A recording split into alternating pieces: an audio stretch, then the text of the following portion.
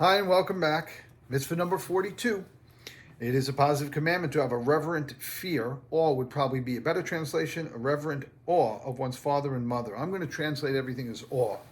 Fear is like I'm afraid I'm going to get hit or something. I'm afraid of something. Awe is probably more accurate. And in general, when we talk about fear of God, we're really talking about awe of God.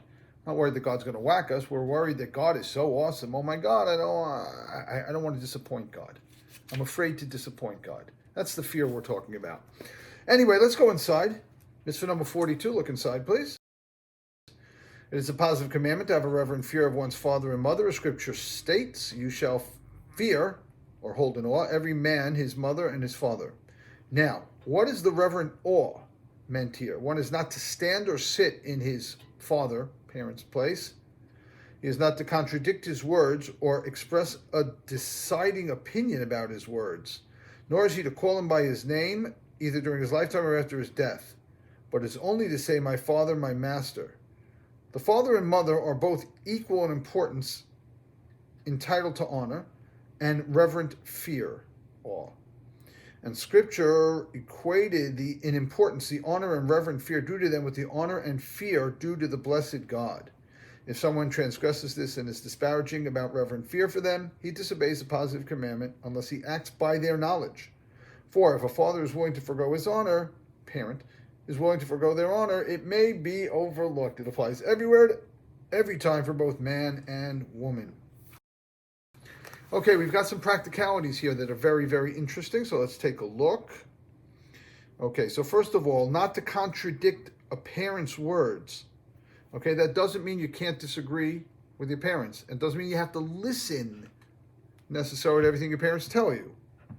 But what it does mean is you don't in their face disagree with them, or for that matter express a deciding opinion about their words, like, I don't know, the father says, well, the way I see it is this, and the son says, I agree. The daughter says, yeah, I agree. It's not respectful. It's not respectful. Okay.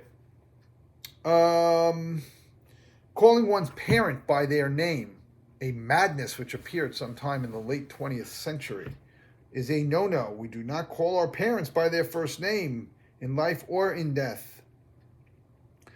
And Scripture equated the importance of honor and reverent fear due to parents to the honor of God. How do we know that? So the famous explanation is, when you look at the 10 Commandments, you've got 5 commandments on one tablet. That's between man and God, and the other tablet is between people, right? Like don't kill, no adultery, don't steal, etc. That's between people. But I am the Lord your God, and observe the Shabbos. That's between people and God. Interestingly, the 5th commandment, which is on that first of the 2 tablets, the 5th commandment is to honor one's parents. God puts it into the God category because honoring one's parents is equivalent to honoring God. If you don't have an honor for, and you don't have an awe for those who brought you into the world and those who have taken care of you, and those who are higher up on the social scale, if you don't have that reverent awe and fear, if you don't have that respect, you're doing something wrong. So, it's important to have that fear. I'm sorry, if you don't have that respect and fear, then you're not going to have respect and fear for God. Ultimately, the attitude we take towards our parents, even when they are difficult, has a lot to do with the attitude we take towards God when things are difficult. Worth keeping in mind.